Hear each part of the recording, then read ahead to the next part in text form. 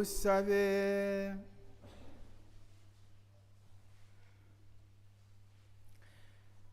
Nyagasani Mana yacu, wowe washatse ko dusangira umugati umwe kandi tukanywera ku nkongoro imwe, turakwinginze uduhe guhora twunze ubumwe muri Kristo, maze dushimishwe no kurumbuka ibikorwa bihesha isi umukiro, ku bwa Kristo umwami wacu.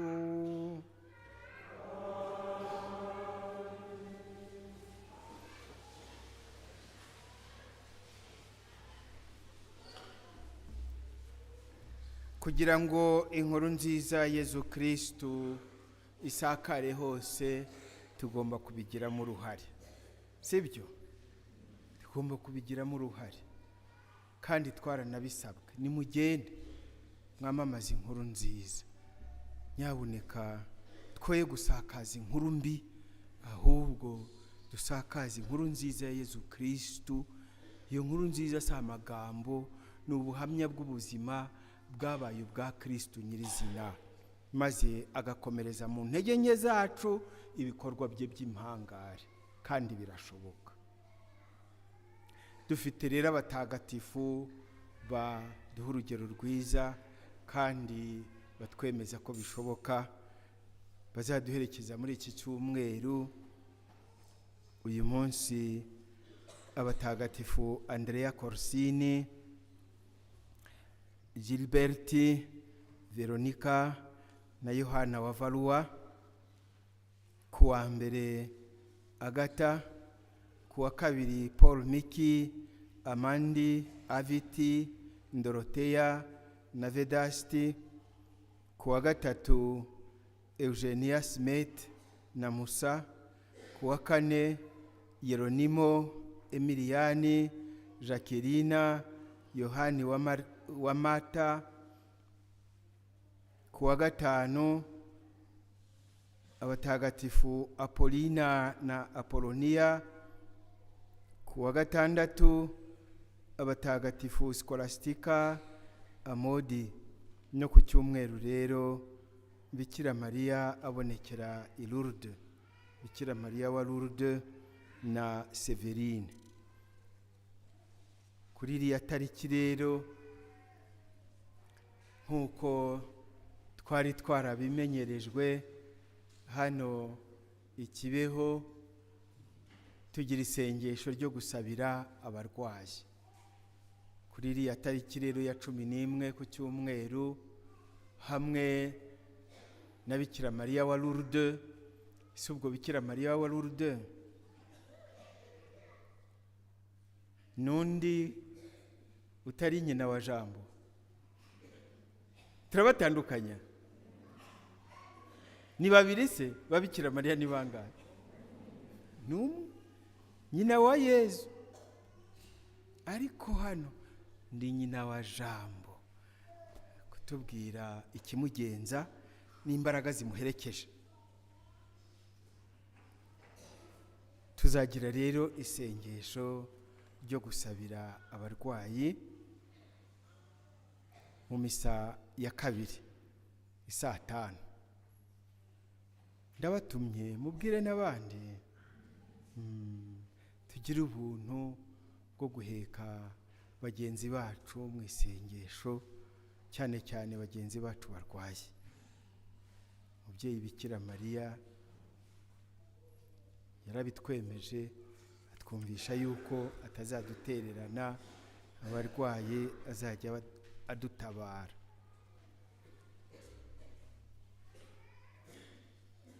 Ku cyumweru rero tariki 11 misa ya kabiri saa 5 tuzasabira abarwayi. Hari umwana watoraguwe nyuma ya misa rero, waba yumva yamubuze cyangwa se n'ubu ngubu, nyuma ya misa aramusanga kuri reception. Kuri reception ni hehe? Ni inyuma hano, iruhande rwa chapelle, amashapeli y'amabonekerwa.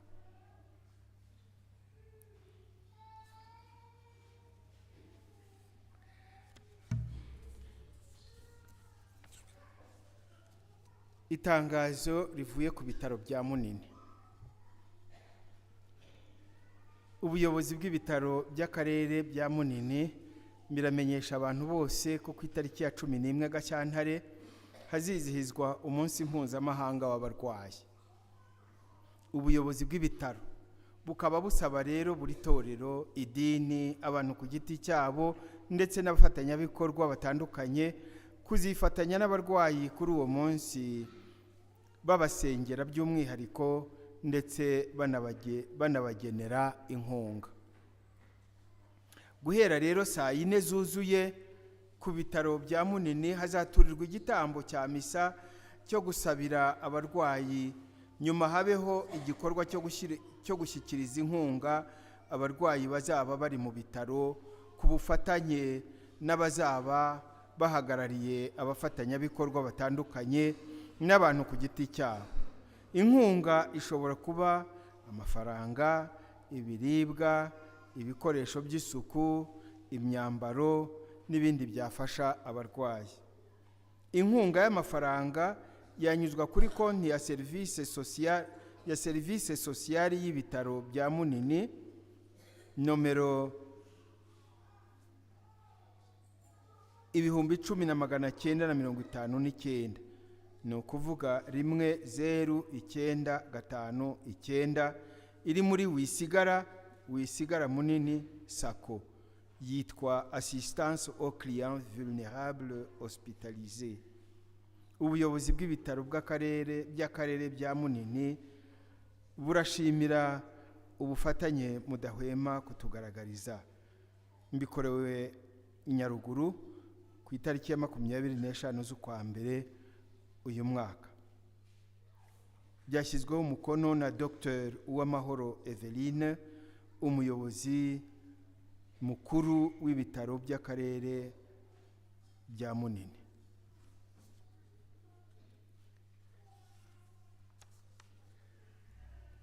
Tugiye guhabwa umugisha. Dusabe rero umugisha ko umubyeyi yawutwifurije utubere koko imbaraga, utuviremo imbaraga zo guharanira kuba indabo nziza zihumurira bose na hose. These blessings the Virgin Mary wished we will be always good flowers,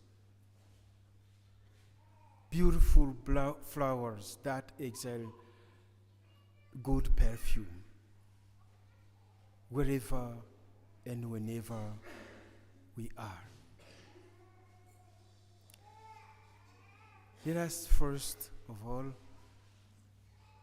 pray with all the congregation gathered in many churches in the world today in the Angelus Domini.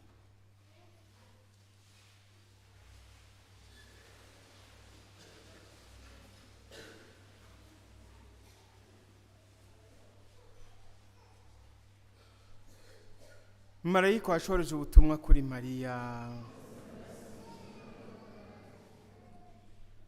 Ndakuramutsa Mariya wuje muhorana n'Imana, wahebuje abagore bose umugisha, na Yezu umwana wabyaye arasingizwa.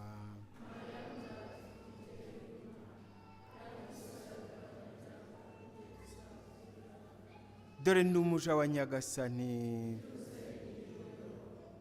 Ndakuramutsa Mariya wuje muhorana n'Imana, wahebuje abagore bose umugisha, na Yezu umwana wabyaye arasingizwa.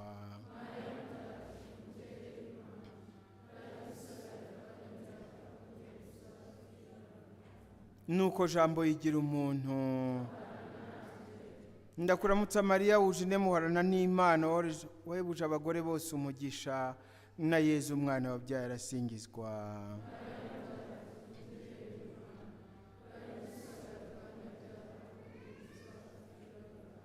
Mubyeyi mutagatifu w'Imana urajya udusabira. Dusabe zacu z'inyamara kugira ngo tubashe Yesu Kristo sato kuzuka kuzuma twababwira imireka ku mwana yagize Igitambo Cya Yesu Kristo.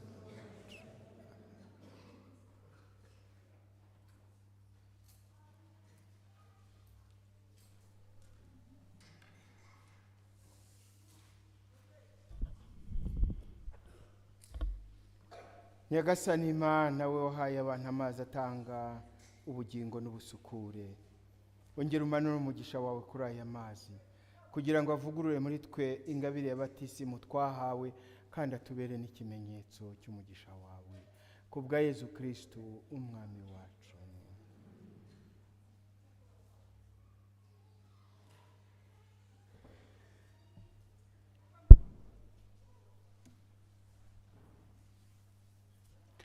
Dusabire umugisha ibikoresho by'ubuyoboke bwacu. Uragasingizwa Nyagasani Mana, we soko y'imigisha yose, wowe unezezwa n'ubuyoboke bw'abakwemera, reba n'impuhwe abana bawe maze uduhe umugisha, uhe n'ibikoresho by'ubuyoboke bwacu, maze mu gihe tubikoresha turushaho gusa na Yezu Kristo umwana wawe ukunda, we mubana mugategekana iteka ryose. Alleluia.